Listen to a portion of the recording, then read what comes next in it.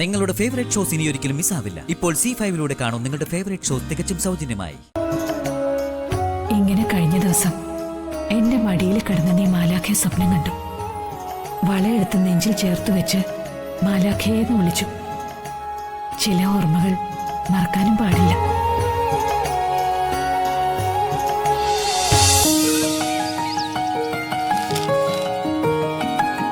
ഇതിന്റെ ഒറിജിനലാണോ ബാങ്കിൽ വെച്ചിരിക്കുന്നത്? അത്യാവശ്യമാണെന്ന് പറഞ്ഞാൽ ബാങ്കിൽ നിന്ന് എടുക്കാൻ പറ്റില്ലേ? എടുക്കാൻ പറ്റും. അപ്പൊ പിന്നെ സിമ്പിൾ കാര്യം നമുക്ക് ശരിയാക്കാം. ഇനി പേടിക്കാനൊന്നുമില്ല.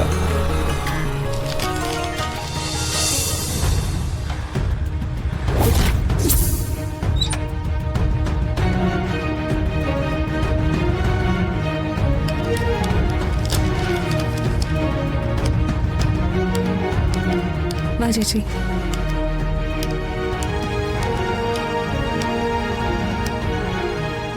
എന്തിനായിരിക്കും ചേച്ചിയെ കൂട്ടി വന്നത്? ഋഷിയോട് പറഞ്ഞതല്ല പറഞ്ഞിട്ട് ചേച്ചിയും കൂട്ടി ചോദിക്കാൻ വന്നായിരിക്കോ?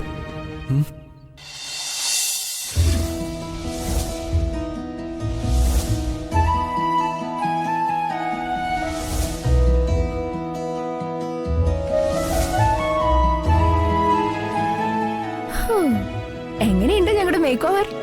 രണ്ടുപേരും സ്ഥലം വിട്ടെ. കുട്ടേട്ടാ, ഞാൻ പോയിട്ടെ കുറച്ച് കഴിഞ്ഞിട്ട് തിരിച്ചു വരാം. എനിക്ക് ഒരുപാട് കാര്യങ്ങൾ സംസാരിക്കാനുണ്ട്. ഏട്ടന്റെ ഫ്രണ്ട്സിന്റെ വിശേഷങ്ങളൊക്കെ അറിയണ്ടേ?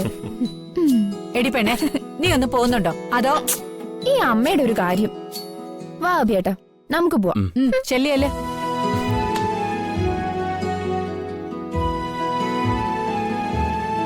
ഏട്ടൻ പഴയതിന്ന് ഫുള്ളായി മാറിയെന്ന് അഭിയേട്ടന് തോന്നുന്നുണ്ടോ? പിന്നെ മാറ്റമൊക്കെ ഉണ്ട്. മറ്റേത് ഇങ്ങനെ എങ്ങനെ ആണോ? കാർട്ടൂൺ ചാനലും മിക്കി മൗസും ഇപ്പൊ ഒക്കെ മാറിയില്ലേ? അമ്മേ, ഞാൻ നിങ്ങളൊക്കെ ഒരുപാട് ബുദ്ധിമുട്ടിച്ചല്ലേ? സോറി അമ്മേ. എന്തിനാടാ സോറി? കുഞ്ഞുനാള് മുതലേ നിന്നെ വയറ്റിക്കൊണ്ട് നടന്നപ്പോ അവിടെ കിടന്ന് നീ എന്നെ ഒരുപാട് ചവിട്ടിയിട്ടുണ്ട്. പിന്നെ ഈ കയ്യിലോട്ട് കിട്ടിയപ്പോഴോ ഒന്ന് ഉറങ്ങാൻ സമ്മതിച്ചിട്ടുണ്ടോ? ദേ, കരച്ചിലോട് കരച്ചിലായിരുന്നു. അതൊക്കെ എന്റെ ഓർമ്മയില്ലാത്ത കാലത്തല്ലേ? അതെ, ഇത് നിനക്ക് ഓർമ്മയില്ലാത്ത കാലത്തല്ലേ സിദ്ധു? നീ എന്നോട് എന്തിനാ മാപ്പ് പറയുന്നേ? ഞാൻ നിങ്ങൾക്ക് വേണ്ടിയല്ലേ ജീവിക്കുന്നേ. അതുകൊണ്ട് എന്റെ മോന് ഒരു വിഷമവും വേണ്ട, ഒരു സോറിയും പറയണ്ട. അമ്മേ, ഞാൻ കുറച്ചേരം അമ്മയുടെ മടി കിടക്കട്ടെ. വാ.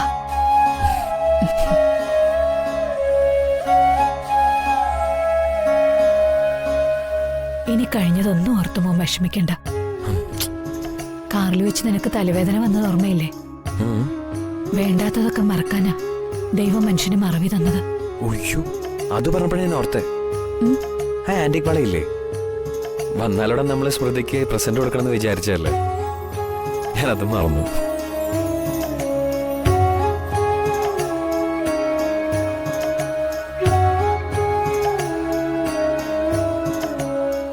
ഇങ്ങനെ കഴിഞ്ഞ ദിവസം എന്റെ മടിയിൽ കിടന്ന നീ മാലാഖയെ സ്വപ്നം കണ്ടു. വളയെടുത്ത് നെഞ്ചിൽ ചേർത്ത് വെച്ച് മാലാഖയെന്ന് വിളിച്ചു. ചില ഓർമ്മകൾ മറക്കാനും പാടില്ല.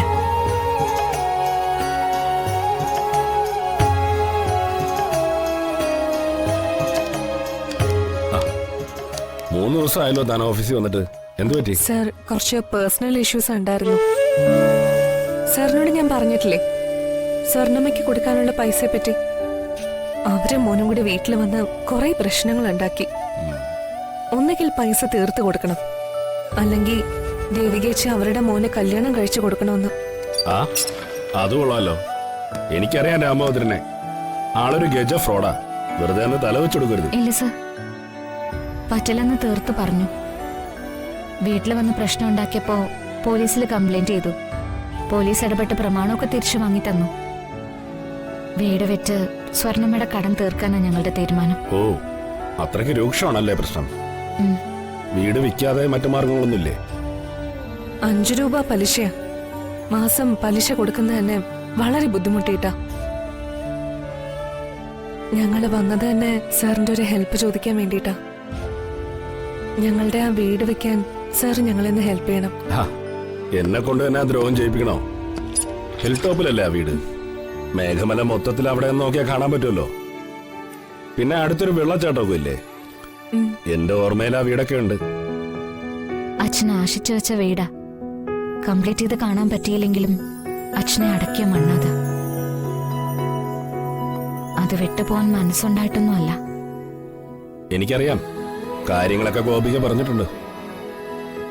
ഒന്ന് ഞാൻ ഉറപ്പ് തരാം, എനിക്ക് ഒരു ലാഭവും വേണ്ട. മാക്സിമം വിലയിട്ട് ഞാനിത് എടുത്തോളാം. മറച്ചു വയ്ക്കാനൊന്നുമല്ല കേട്ടോ, തൽക്കാലം നിങ്ങളെ സഹായിക്കാം, അതാ എന്റെ ലക്ഷ്യം. Thank you sir. ഏതായാലും ഡോക്യുമെന്റ്സ് ഒക്കെ കൈ കിട്ടിയെന്നല്ലേ പറഞ്ഞത്. ഗോപിക അതും കൊണ്ടുപോവാ. എത്രയും പെട്ടെന്ന് അത് ഞാൻ ശരിയാക്കി തരാം. ഇപ്പോ തൽക്കാലം ഞാൻ എന്തെങ്കിലും ചെയ്യേണ്ടോ? ഒന്നും വേണ്ട സർ, ഇതന്നെ വലിയ സഹായ.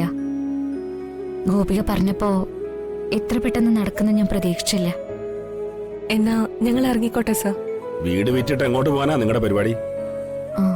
ഒന്നും തീരുമാനമായിട്ടില്ല. Thank you sir. ഞങ്ങളെന്ന് ഇറങ്ങിക്കോട്ടെ. ശരി സർ.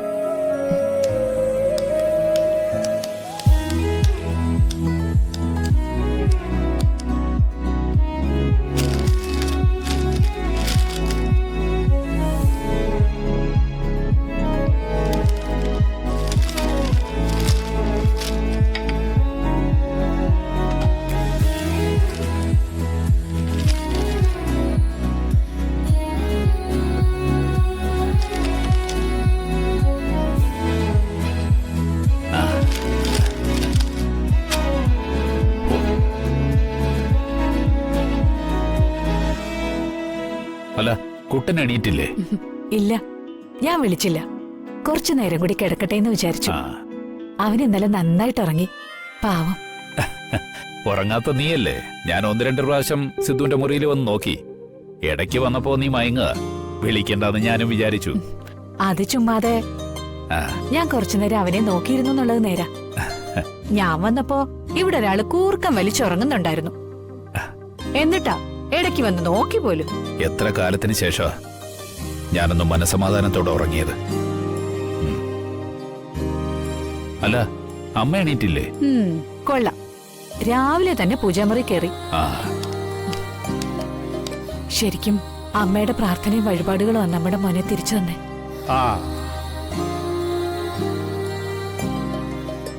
അത് കൊള്ളാം. കൊള്ളാം. അമ്പലങ്ങളായ അമ്പലങ്ങൾ മുഴുവൻ നടന്ന് നേർച്ചകളായ നേർച്ചകൾ മുഴുവൻ നടത്തി വന്ന ഞങ്ങളിപ്പോ ആരായി? അല്ല, നിങ്ങളിങ്ങ് എത്തിയോ? വന്നമ്മേ, ശ്രീകണ്ഠേശ്വരത്ത് നിന്നേ നിർമാല്യം തൊഴുതു വാങ്ങിയ പ്രസാദമാ. മയെ, അമ്പലങ്ങളിൽ നിന്നുള്ള പ്രസാദം എല്ലാം ഇങ്ങെടുത്തേ, ഇങ്ങെടുക്ക്. പ്രസാദം കൊടുക്കും. എന്റെ അമ്മേ, ഇവളെയും കൊണ്ട് ഞാൻ തോറ്റു. ദൈവാനുഗ്രഹം കൊണ്ട് ശയനപ്രദക്ഷിണം മാത്രം ഇവള് നേർന്നില്ല. അല്ലെങ്കിൽ ഞാൻ ചുറ്റമ്പലത്തിൽ ചുറ്റും ഉരുണ്ട് എന്റെ നെഞ്ചു പൊട്ടിപ്പോയത്. മയെ, നീ ആ ചരടിയും എടുത്തേ. അമ്മേ, അവൻ വന്നാലുടനെ ഈ ചരട് അവന്റെ കൈ കെട്ടിക്കൊടുക്കണമെന്നാ കക്കുളത്തെ തിരുമേനി പറഞ്ഞു. അവിടെ ചെന്ന് സിദ്ധുവിനെ ഒന്ന് കണ്ടിട്ട് പോകാന്ന് പറഞ്ഞപ്പോ സമ്മതിക്കാതെ എന്നെ വിളിച്ചോണ്ട് പോയതേ നേരെ കക്കുളത്തെ അമ്പലത്തിലേക്കാ.